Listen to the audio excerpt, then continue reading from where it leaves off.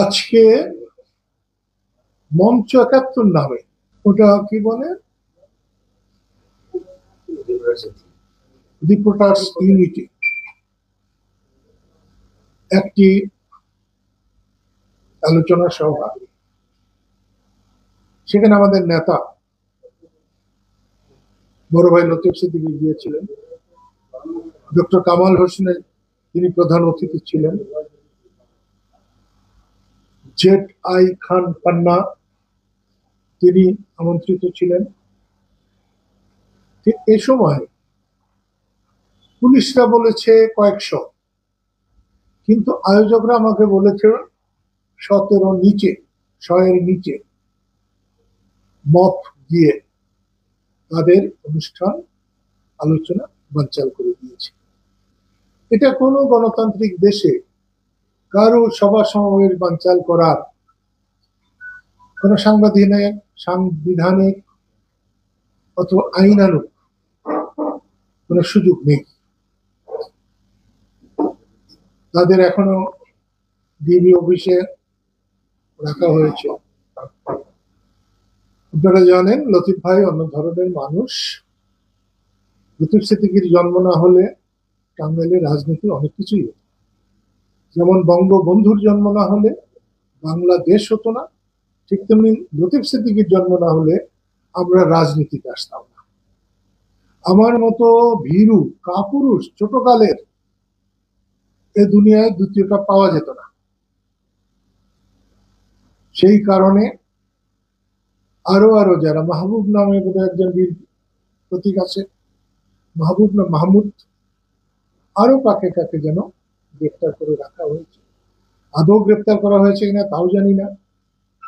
আমি আপনাদের মাধ্যমে সারা দেশকে, সারা দেশবাসীকে এবং আন্তর্জাতিক দুনিয়াকেও জানাতে চাই,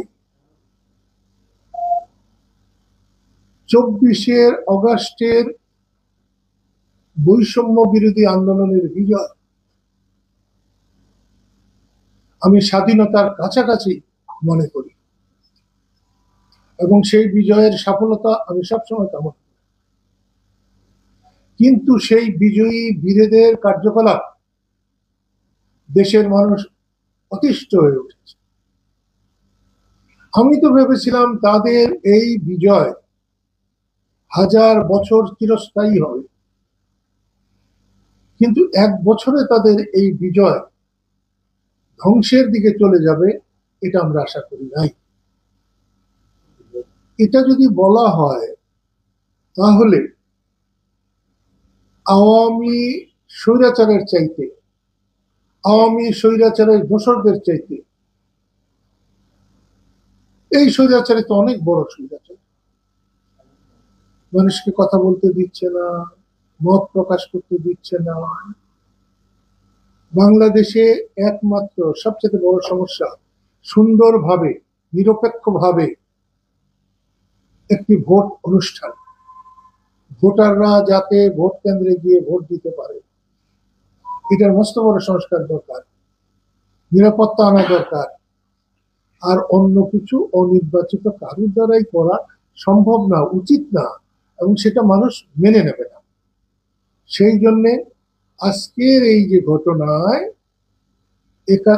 মঞ্চ ৭১-এর শ্রোতা এবং যারা বক্তা ছিলেন, কম বেশি উভয়কেই পুলিশ ধরে নিয়ে গেছে, তাদের সসম্মানে মুক্তি দেওয়া হোক এবং ভবিষ্যতে যাতে এ ধরনের ঘটনা না ঘটে অন্তর্বর্তীকালীন সরকারের প্রধানের কাছে, অধ্যাপক ইউনূসের কাছে আমি এটা আশা করব। ধন্যবাদ।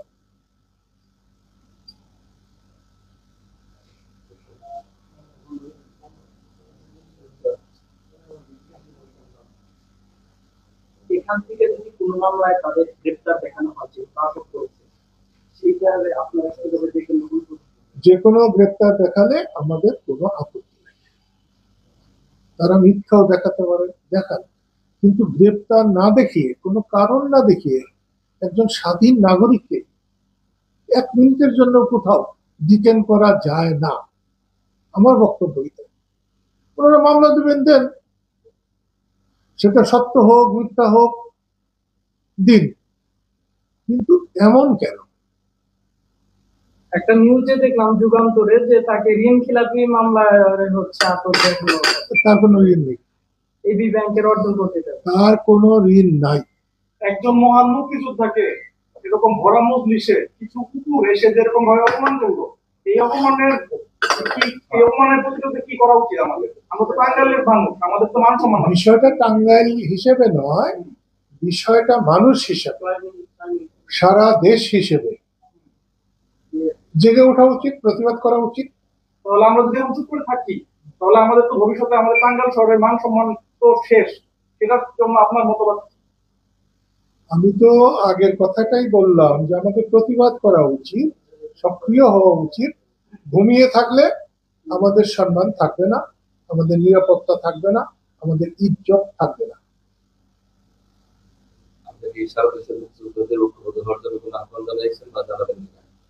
আমি প্রথমত কাদেরিয়া বাহিনী,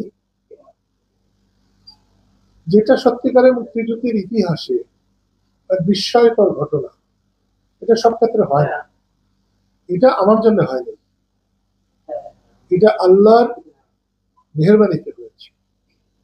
আমি প্রথমেই কাদেরিয়া বাহিনীর একটা ঐক্যের চেষ্টা করছি, এবং আমার কাছে মনে হয় আমরা প্রভূত সাফল্য অর্জন করব।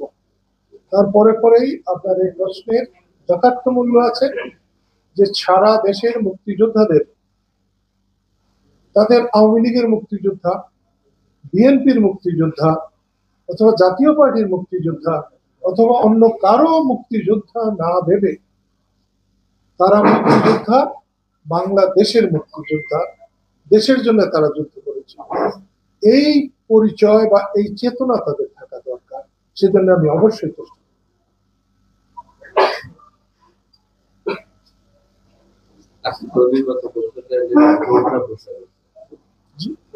নির্বাচন কমিশন নির্বাচন রোডটা প্রস্তাব করেছে, আপনি এই নির্বাচনে ওইভাবে সরাসরি কথাটা বলা ঠিক না। ভোটাররা যেখানেই ভোট দিতে পারবে, যখনই আমি বুঝবো যে ভোটাররা ভোট দিতে পারবেন, সে ভোটে আমি অবশ্যই অংশগ্রহণ করব। যেহেতু নতুন দল করেছি, 25 বছর আমরা কষ্ট করেছি, আজকে যারা 24-এর বিজয় নিয়ে গর্ব করেন, সেখানে আমাদেরও অবদান খুব একটা কম নয়। 25 বছর আমরা শেখ হাসিনার এই অব্যবস্থা, 25 বছর শেখ হাসিনার কাজকর্ম আমরা যে সমালোচনা করেছি, বৈষম্য বিরোধী নেতারা 3-4 বছর তা করতে পারে। তাই রাজনীতিকে বাদ দিয়ে এইভাবে দেশে মব সৃষ্টি করা, দেশকে অরাজক করা, দেশে আইন শৃঙ্খলার পতন ঘটানো, এটার জন্য আমরা মূলত অন্তর্বর্তীকালীন সরকারকে বলবো, তারা যদি এটাকে চালাতে না পারেন তাহলে তারা সরে যান, তাদের সরে যাওয়া উচিত। আর যদি ক্ষমতায় থাকেন, জনগণের দায়িত্ব নিয়ে তাদের ক্ষমতা থাকতে হবে, জনগণের যান মাল মান সম্মান। এই গত বর্ষ দেখলাম 12 জন না 13 জন ছেলে গিয়ে অ্যাডভোকেট ফজলুর রহমান বাড়ির সামনে নাচানাচি করেছে। এটা ভালো কথা না। ফজলুর রহমানকে আপনি পাগল বলবেন, সে কিচ্ছু বলবে না, এটা হয়। এবং সে একজন রিয়াল মুক্তিযোদ্ধা, এবং ফজলুর রহমানের ছাত্র আন্দোলনে যথেষ্ট অবদান আছে। যুব সমাজকে উৎসাহিত করা, সাহসী করা, তার যথেষ্ট অবদান আছে। আমি শুধু আহত হই যে আজকাল যারা কথা বলেন তারা বিবেচনা করে কথা বলেন না, কোনো শালীনতা নাই, কাকে কি বলা যায় সেসবও নাই। এটা তো একটা সামাজিক অবক্ষয়। এখান থেকে যদি আমরা একই দেশকে ফিরাতে না পারি, ভবিষ্যতে তো এটা জঙ্গলের রাজত্ব হবে, জঙ্গলের দেশ হয়ে যাবে। সেই জন্য বলছি, লতিফ সিদ্দিকীকে ডিবি অফিসে নিয়ে গেছে, ওখানে উনি আসেন, একজনে বললেন যে তার নামে যদি মামলা দেওয়া হয়, এগুলো নিয়ে আমাদের কোনো আপত্তি নেই, কোনো আপত্তি নেই।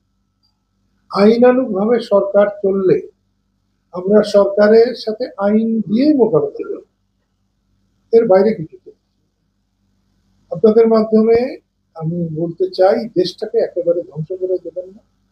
দেশ সকলের, যখন যে ক্ষমতায় যায় দেশ তারও না, তার বাবারও না। দেশ কিন্তু সকল মানুষের। যারা শাসন ক্ষমতায় তারা কিন্তু মালিক না, তারা কিন্তু সেবক।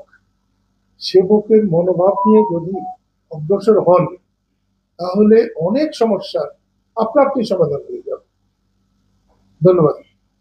আমার একটা প্রশ্ন ছিল, দেশে তো অনেক রাজনীতিবিদ মানে দলরা কেয়ার পদ্ধতি নিয়ে এই করতে চাইছে, যদি এই বিষয়ে কিছু বলতে একটা সত্য কথা, আইয়ুব খান বেসিক ডেমোক্রেসি বলে একটা পদ্ধতি আবিষ্কার করেছিল। আইয়ুব খান, আমাদের দেশের মানুষ এটা বুঝতো না।